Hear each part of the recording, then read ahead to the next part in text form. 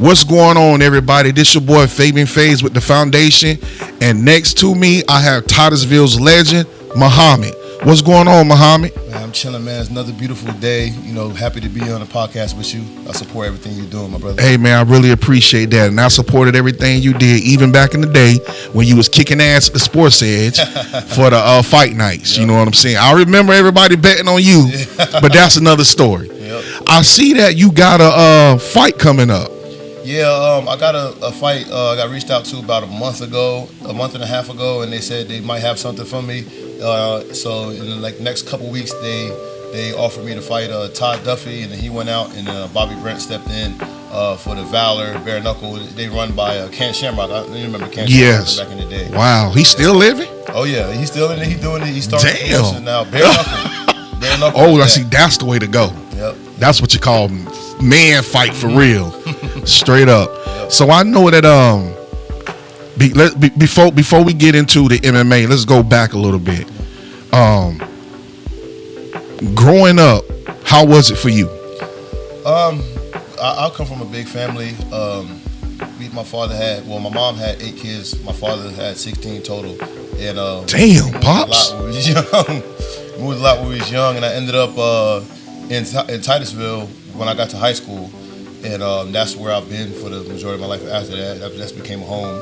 And right. So most of my friendships and bonds that I have were here in the Ville. Okay, you got in a lot of fights growing up? I got in a lot of fights, but it didn't go well for those who stepped me. 'Cause my father was a martial artist. A lot of people don't really know is that my father was a martial artist. He was a black belt in kickboxing, and even though a lot of people, don't think too much of it, he had a black belt in ninjutsu. Damn. Also, and he back in New York where he was born, they used to actually fight like the kumite style, yes, blood sport and stuff like that. Yeah, buddy, yeah. They was doing that back then. So I remember I was a little kid, a little toddler, and I would see my dad in his gi out there, literally bare knuckle fighting other people, taking them down, stand back up. They fighting, they duking it out. They had weapons fights too back in the day. Oh, and man, they used to have weapons. They used to fight other people with weapons, and it was crazy. It was point scored off of it, but they used to be swinging weapons and stuff at each other. I would see him come home with his ninja outfits because he did ninjutsu. Yes, with his daggers, his sword. Right. So that was my youth seeing growing up. So watching them old kung fu movies, you know what I'm saying, back in the day. Yeah, man. Sammo Hung, all yeah. So the Killer Bees. Yeah, man. Yeah, so martial arts has been etched into me since I was a child. Okay, so that's always been a part of your life. Yep. So we all thought that you was gonna be the next NFL player, the next player to get us on the map. Yep. Like you said earlier, couldn't nobody tell you that you weren't gonna be an NFL star. Nope. So let us know, how did you get into MMA when you additionally wanted to be a NFL football player? Yeah, so pretty much the formula was put inside of me before I even knew I was going to do it. Coming up in martial arts as a child, when I came to high school, I got into football.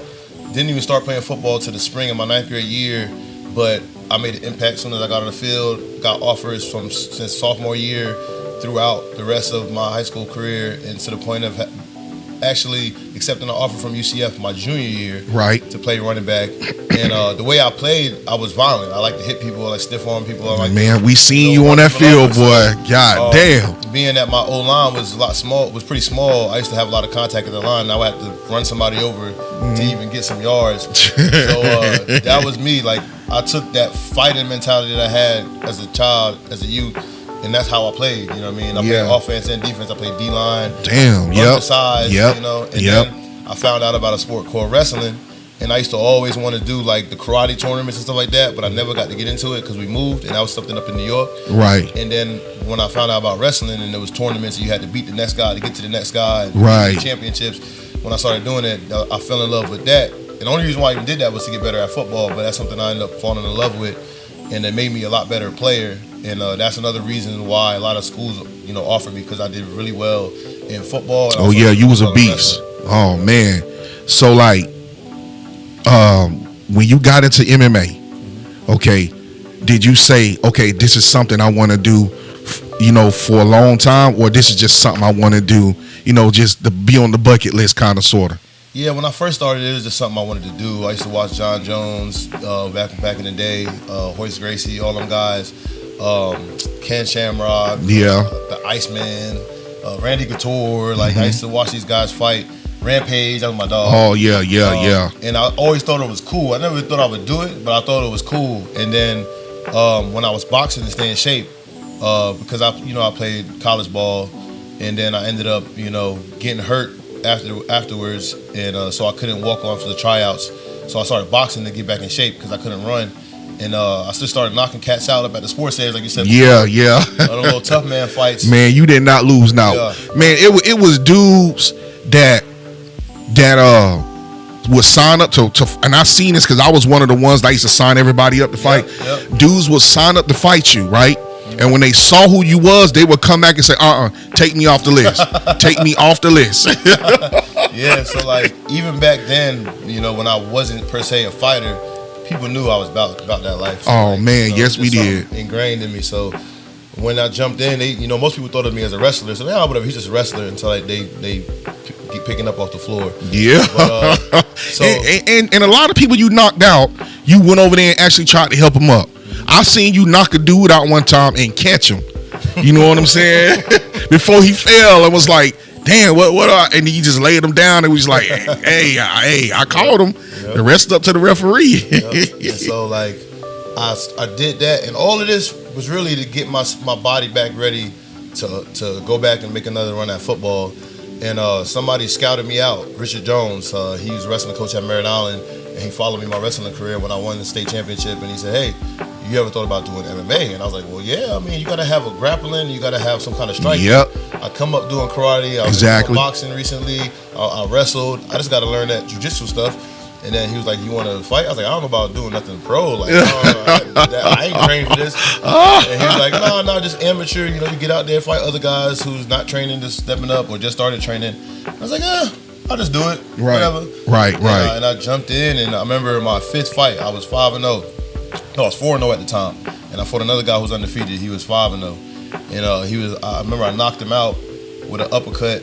And then after the fight, he was like, hey, you going pro soon? And I was like, damn. So you going pro soon? I was like, nah, I just do this for fun. He said, listen, I train with pros every day. I've never been hit so hard in my life. God dang. You need to go pro. And after that, I talked to the guy who got me into Richard, and I was like, hey, you think I can go pro at this? He was like, yeah, you probably definitely could. I said, well, at least if I'm going to do it, then at least let me see if I can take on the baddest amateurs first. And if I can take them out, I'll go pro. And I ended up as an amateur 11-0 with 5 titles. 2 of them were, one of them were heavyweight, 4 of them light heavyweight.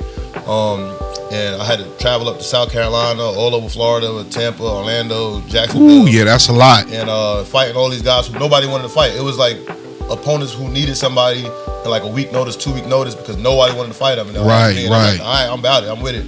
And after that, I was like, yeah, I guess I'll go pro. Yeah, you became a beast at it too.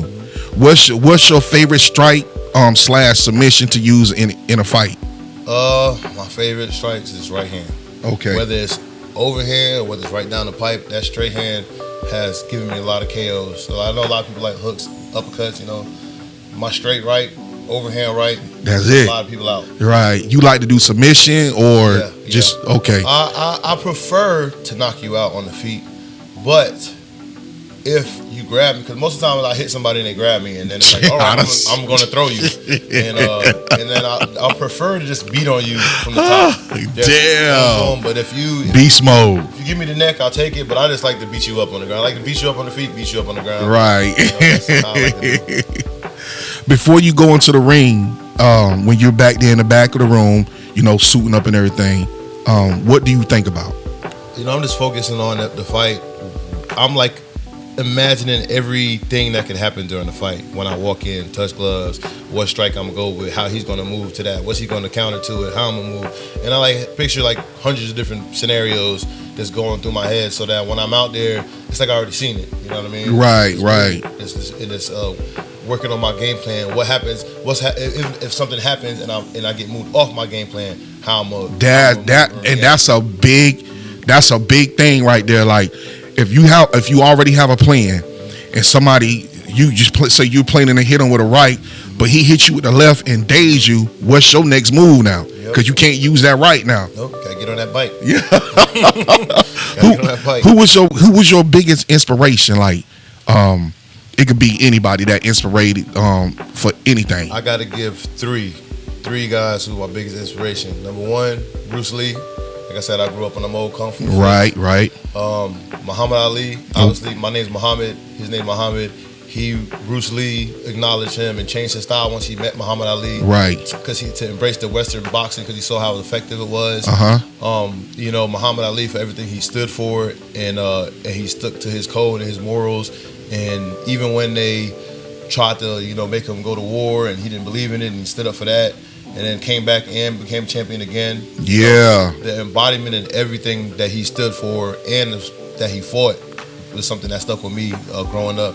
And then thirdly, Mike Tyson. Oh boy, Mike Tyson. This is the scariest boxer that you could ever see. You think you can stand in the ring with him? Hey, if I can wrestle too, yeah. Yeah. You want me just boxing? I don't know about that. But, he's so freaking fast. If I can close distance, grab him, and take him down, then yeah, I like my chances. But you talking about just boxing? If they say Muhammad, we gonna give you $2 million if you can stay in the ring with Mike for at least 2 minutes. Man, I'll fight Mike Tyson. But you can't get knocked out. Ali. You can't get knocked out now. Hey, I'm do it. I'm gonna do the best I can. If I gotta clinch a lot in that 2 minutes, simple. I'm getting that 2 minutes. Yeah. I'll fight anybody for the right amount of money. Simple as that. Simple as Y'all heard it first. I'll fight anybody for the right amount of money. You ever broken anyone's jaw? I'm not sure if I did. They didn't tell me. I ain't find out about it. I didn't really check up. The closest thing out, the worst damage I've done to somebody, and I'm not gonna like bask in it because it was serious. Is when I fought in the PFL. I fought a guy named Leroy Johnson, and I hit him with a fadeaway flying knee. Oh shit! He fell down and he didn't move for like 7-8 minutes. They took him out of the stretcher. He had to get surgery on his spine. Damn. That's the most damage I've done in the fight, and I had all my prayers at the time. Yeah. He came through. He was good. He can move his toes, fingers, and everything. Yeah, because I was gonna ask you, how did it feel? How did that make you feel afterwards? Before I knew what happened, I was hyped. I got the nasty knockout. I knew it was gonna be a highlight knockout. And then once I saw him down that long, after the first minute or so, he wasn't moving. I took my knee like how doing football. And I prayed for him, and that's nothing. Because anything can happen to you. Yeah. When you're in there, you know what I'm saying? Yeah. It's not for sure that you're gonna make it out there. That's real. That is so real. Or healthy. So I don't go in there thinking I want to seriously injure somebody. Yes, right. I want to knock him out. Yes, I want to submit him. Yes, I want to win. But you don't want nobody to have no type of injury where they can't continue to fight. Man. Or be there for their kids. And then you be the reason for that. Yeah, you know what I'm saying? Yep. So when do you like to stand with your opponents or take them to the ground? I like to stand and bang. The only time that I would go for the takedown is if my coach is like, listen, man, he has a chance on the feet, he has no chance on the ground, just take him down. And that's the only time. Other than that, I'm like, look, man, let me put him out. Let me knock him down. But if if the game plan, if my coach tells me, what he wants to do, and that's the game plan, I'm gonna do it. Coach Todd, I met him around the time when I decided if I wanted to do it. Right. He was a black belt in jiu-jitsu, and I heard about him. I heard this guy's so good, this and that, the third. And I was on my high horse. I was a wrestling state champion. I was like, oh, these grappling guys, whatever. And I actually went to some American top teams, some Brazilian top teams, and I was wiping people out. They couldn't submit me. I was taking people down. I was controlling them, outworking them from my wrestling. And I remember I walked in his gym, and they submitted me probably about 30 times during that session, that hour and a half session. And I was like, yo, I'm thinking, dang, I'm not that good at all. And they all come to me, hey man, you did great, you did awesome. They all tell me how good I did. And I'm like, dude, y'all tap me out. You tap me out. He's like talking to me. He's like, look, you see this black belt right here? If you came in here and I didn't do what I just did to you, what does that tell you about my rank? Oh yeah, that's how he got that from doing what he do. He said, okay. He's like, I'm a legitimate Brazilian Jiu-Jitsu black belt under Cyborg Abreu, one of the top heavyweights in the world. Woo! And you went against him? Yeah, and I had to wrestle him, and I, he still puts it on me sometimes. A lot better now that I'm a brown belt, but going through that experience and grappling with somebody that's high level. Todd actually was 9-0 as an MMA pro. Had a deal with Strikeforce, supposed to go to the UFC until they kind of did him dirty back then. But and then also he was a world ranked 15th in the world at one point in the heavyweights in jiu-jitsu. Oh man, so he was a real deal, and meeting him just leveled me up so much. So when I got the opportunities to fight on the biggest stages, I had that sharp mind behind me to listen to and to learn and to level up from. And I had credit most of my success to him in learning everything from Todd Cutler out of Fight Sports Daytona. Oh, okay. So before I ask you some more questions, let's talk about the coaching. So when you're in the ring and your coaches are yelling out for you to do certain things, but you already have something in mind that you want to do, what's easier to do? Listen to the coach or do what you want to do while you're in the ring? Well, most of the time when you're in training, you got your sparring, you got your mid-work, pad work, you got your working on your technique. So everything that I'm doing, we've pretty much went over what we're looking for. So usually he'll tell me, hey, his hands are low, work this, work that. His hands are high, work this, work that, or whatever, you know what I mean? So like we're pretty much on the same page, but he has a different view, so he can see things that I don't see, you know what I mean? And so not that it would be easy to do what I want to do or what he's telling me to do, I just take what he's telling me to do and try to execute to the best of my abilities, because obviously my opponent might have heard it or whatever too. Yeah. It is what it is. He's saying it for a reason, and just follow it. So for instance, I had to fight this Eastern European guy who was about 6'4". He was never been knocked out. I fought him in the PFL, and he came in. We was working in the back. He like, look, the overhand's gonna be there. Set it up, right? So we in there. A couple times I threw it. I missed just barely. He's like, keep working it, and I could have been like, oh well, I'm not landing. Oh, blah, blah. Just keep working it. And eventually, he came close enough. Boop, dropped him. Finished the fight right there.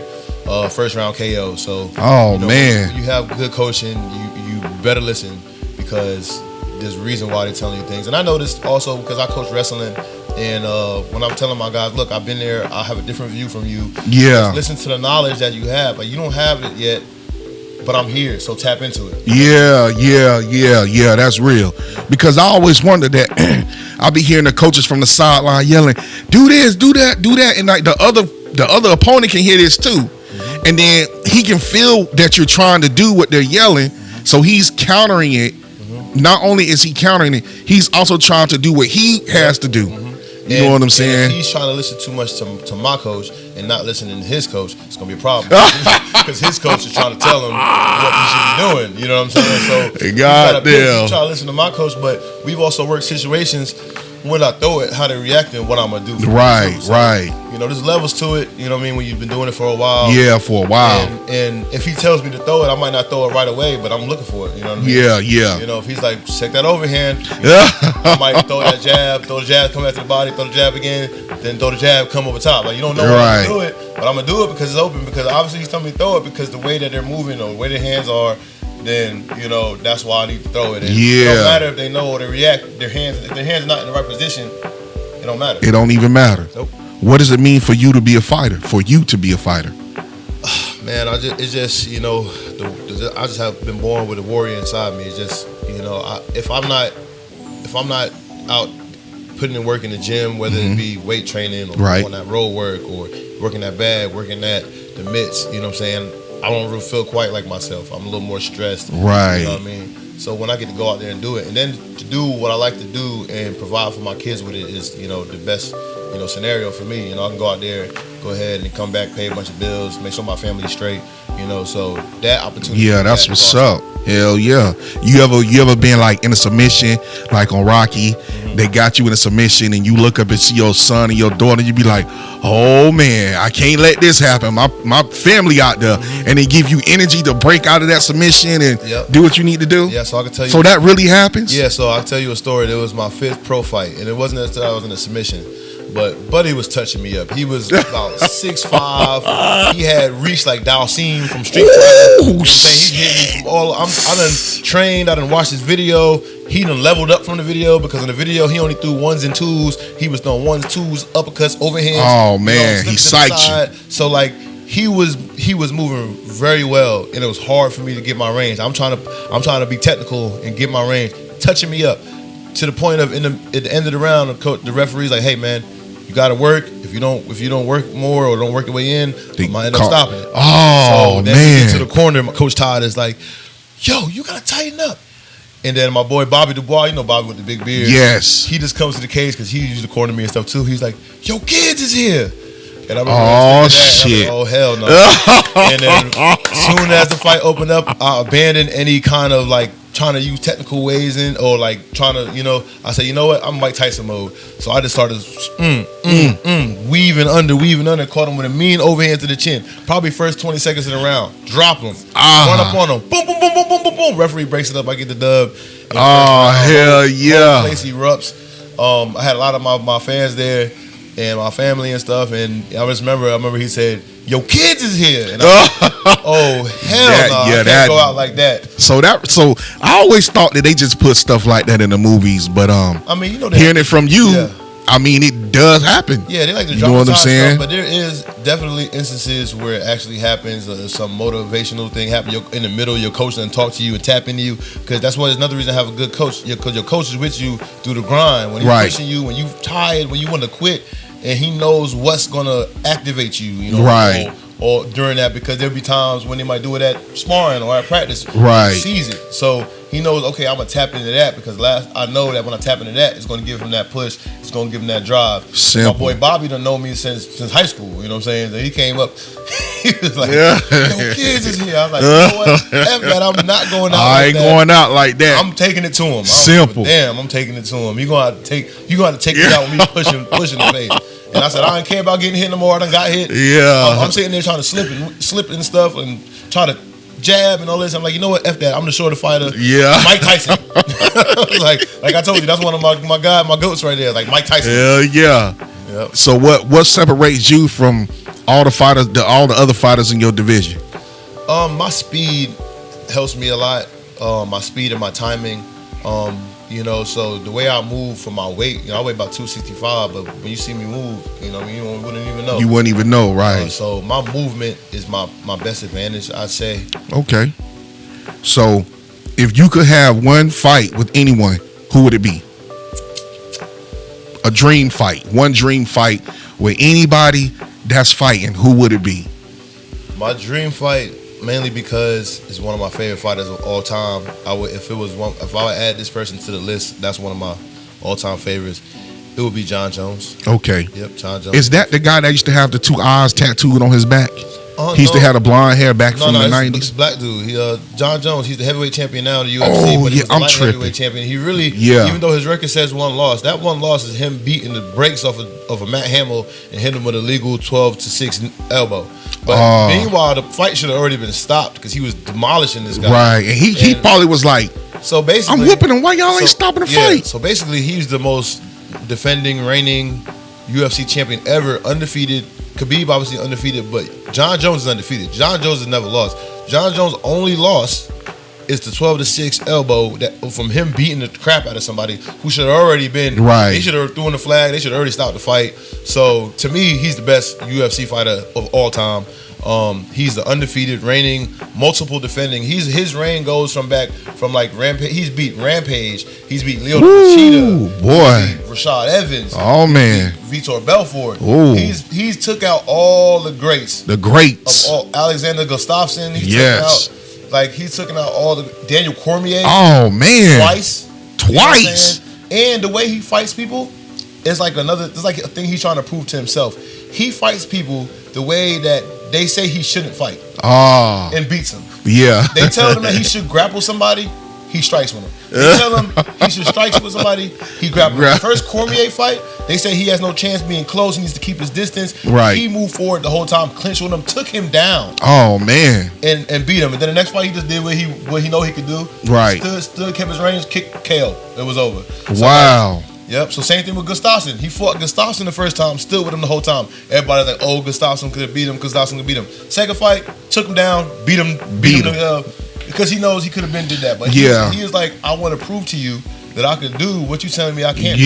Yeah. So that's probably more of his motivation. Yeah. So like that's my favorite UFC fighter of all time. I have a lot of guys that I like because Anderson Silva's right up there too. What about Woodley? Woodley, yeah. I like Woodley a lot too. He was my favorite when he first came. Yeah. Honestly, I've never had an MMA fighter, but he was the only one that I loved to watch, you know. He was always cool, and he was always doubted on and tried by, like, I feel like he was disrespected a little bit by the organization. Like, I feel like they wanted him to lose, but he embraced that bad guy, you know, that bad guy thing and rolled with it. So he's like, you want to come watch me lose? Come on. Yeah. You know what I'm saying? I'm going to take the money every time. And T Wood, he's a humble person. Yeah, he's very humble. I think that's why I liked him so much, because how humble he was. Yeah. So what do you want to be remembered for at the end of your career? Man, at the end of my career, I just want to be remembered for, you know, somebody who just went out there, you know, and fought and did everything he could do for his family. You know, I had a lot of things that happened that I didn't even touch on throughout my career that could have discouraged me. Right. And so just the fact of, you know, I'm gonna do it until I can, until my body tells me. Yeah. You know what I mean? Yeah. And just show my people that, look, man, I'm that guy. I always been that guy. You know, even though Father Time is knocking, you know, I'm gonna keep going until my time is up. And to like show people like, hey, you can be from this little old Titusville, a little town like Titusville, you still can go do something, go make something of yourself.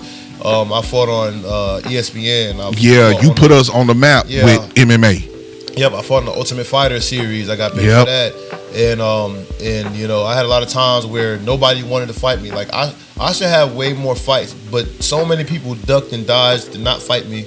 And being that I'm from a small town and I didn't have the resources to plug in. But now that I'm here and I've done it, if anybody from here wants to do it, anybody wants to do a career with MMA, I have a path that you can take. Right. You can actually get to there and meet the right people. I can introduce you to the right managements. I can introduce you to the different organizations. Right. When I started, there was no that. You know, there was nobody from here. Yeah, you did all your footwork. You did all your own groundwork. I learned a lot. I learned that, you know, in the early aspect when I went pro, I should have did it differently, and I learned from that. So like anybody wanting now to start off, I can give them, you know, pretty much step by step, play by play how they want to do, you know, linking up with certain gyms, a certain management, certain camps, and so then that now your name is associated with these people, so therefore you're more likely to get picked by these organizations. Yeah. As where I started, I was just out there trying to train, trying to, you know, go do things, and didn't know who to manage and stuff, like who to be my management or whatever. I did a lot of stuff solo. Yeah. And matter of fact, a lot of times with different managements I worked with, I did more stuff solo. I got more about solo than I did with some management groups. So I know what to look for in the management group and what not to look for in the management group. And me being that I started with a family already, whereas if you're a young up and coming guy, you're up and front fighter, you don't have a family yet and stuff like that, I can give you the full path to get with different camps. Will put you up in dorms and everything like that, so you can just go down there and train. Oh man, that's what's up. So you know, that's pretty awesome. I when I started out, I had a family, so if you wasn't offering nothing for my family, I'm not going to abandon my kids. Right. So you know, I had to do what I had to do to grind. But for you young and up and coming guys who think that it's something that you want to do, you know, I can point you in the right direction. Okay, y'all heard it. One thing I got to tell you too, for all you guys out there, all you kids who think you want to fight, your behind better be wrestling in high school. Yeah. Or if you're younger, you better start wrestling. Oh yeah, you are a wrestling coach. Yep. Because that wrestling that I learned made me a way better, stronger-minded fighter, because wrestling is one of the hardest things you will do. I don't care if you think you can do some jiu-jitsu when you're younger, that's good and all, but it's not the intensity and heart and will testing as wrestling. Because wrestling is hard, and the skill sets you get from it carries over tenfold to either jiu-jitsu or MMA. Yeah. So I'd get it in. A lot of people be like, oh, I don't want to wrestle. Yeah, don't sleep on that wrestling. I'm telling you, you need to wrestle, because even if you want to box, go box too. Yeah, go get the striking in.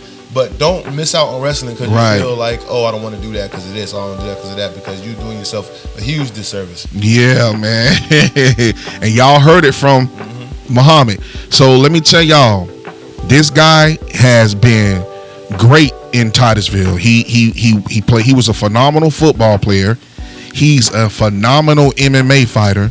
He's a phenomenal wrestling coach. Now he's a wrestling coach, and he has another fight coming up. And I'm pretty sure, let everybody know that don't have your page on Facebook where they can reach you at. Yeah, look me up on Facebook. It's Muhammed Dereese. Don't look Muhammed Mo Muscle Dereese because some people done took over that account. Yeah. They got me good. But Muhammed Dereese, just Muhammed Dereese. You'll see a picture of me with my Bellator shorts on. And then also on Instagram, Mo Muscle. You know, at Mo Muscle on Instagram. You see Muhammed Dereese on there. You can find me on Twitter at Mo Muscle.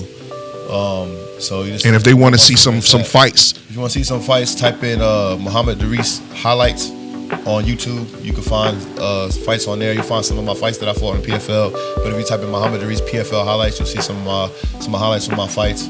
And then tune in this Friday, Valor BK. Valor bare knuckle. No, you can see my fight. Most definitely, because after that fight, I want you to come back. Yep. Okay. Got you. So we can talk about it. Yep. And one more thing, if you want to watch the fight, you can't get it on your computer or something. Lazy Gator is gonna be showing the fight. Mike sponsored me on this. Oh shit. So Lazy Gator gonna be having the fight. So if you get up there 8 o'clock it starts. I'll be fighting probably closer to 10 when I have the official time. I'll send it out to you. Yeah. So you can get it. And I'll make sure I post it and I'll give it a shout out on the podcast Thursday. Yep. You know what I'm saying? Yeah, and I watched you grow, man. I didn't hear about you until you was playing football. But from that point, I watched you grow from football to MMA to kicking major ass, okay, to being a wrestling coach now. And also I coach football. I've been coaching football. Oh, I didn't even know that. Yeah, I've been coaching. I coached at THS from 2016 and 17 and 18, and just as an assistant, a volunteer. I just volunteered my time out there. And then I also coached youth football, the Hit Squad, back in that same time. Oh, I remember the Hit Squad. I do remember them. Yes. Yeah, I coached on that staff. And then now I coach Terrier 10U because my son is coming up. He's playing quarterback and outside linebacker, so I've been helping coach the team. And so I'm still very much involved in football. I offer my services over at Astronaut, but they went a different route. Well, they need you right now, boy, because it is what it is. Yeah. I told them I was available. Everybody got to do their own thing. Yeah. But like I said, we're probably going to do a 7-on-7 for the Terry youth in a couple months. So we'll be involved with that. I'm going to give you all the information. Yeah, most definitely. All right, y'all. We about to wrap it up. Again, this is Fabian Faze with the Foundation. And we got Muhammad, Titusville's superstar. We got a lot of superstars, so I don't want nobody to get offense when I say that. Yep. But he was a major superstar, and everybody knows him. You know what I'm saying? So with that being said, thank y'all for tuning in tonight, and we'll catch y'all on the next episode. Yes, sir.